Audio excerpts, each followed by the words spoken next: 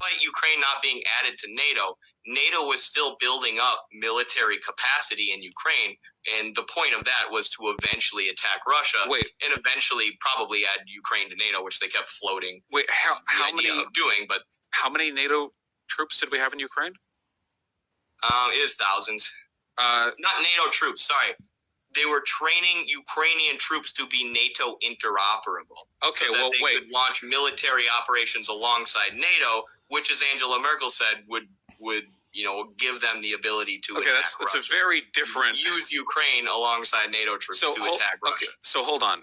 This doesn't make sense on a couple of levels. First of all, every country in the world, with the exception of those that don't like NATO, want NATO troops training their troops because we're NATO. I mean, we're the U.S., right? We're the best. I don't think every country in the world. I don't think Russia and China want that. No, except for countries who don't like NATO. I mean, like, if you're not ideologically aligned against the United States, I would say most of the world doesn't like NATO anymore after what they've been seeing. You can litigate that if you like, but there's no denying our military capabilities, right? We certainly have well-trained, well-armed soldiers. That's not a moral statement. Which is why Russia was threatened by that NATO training.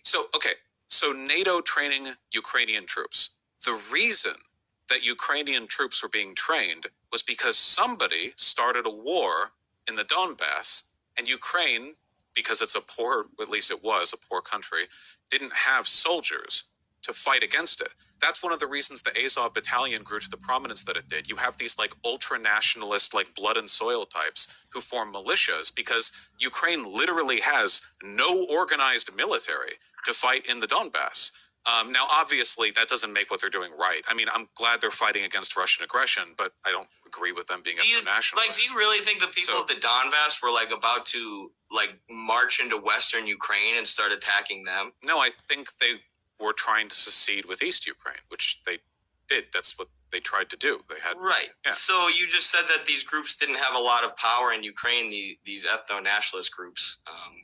But they were able to seize hold of the Ukrainian government. Clearly, they had a lot of power. No, they were able to seize buildings. And then Wait, you're doing it again. We've gone over these points. Shelling the homes. It was absolutely Western Ukraine. We've gone over these points. The US nationalists. We're backsliding. We're being offensive towards Eastern Ukraine. We're backsliding. Right? No. So So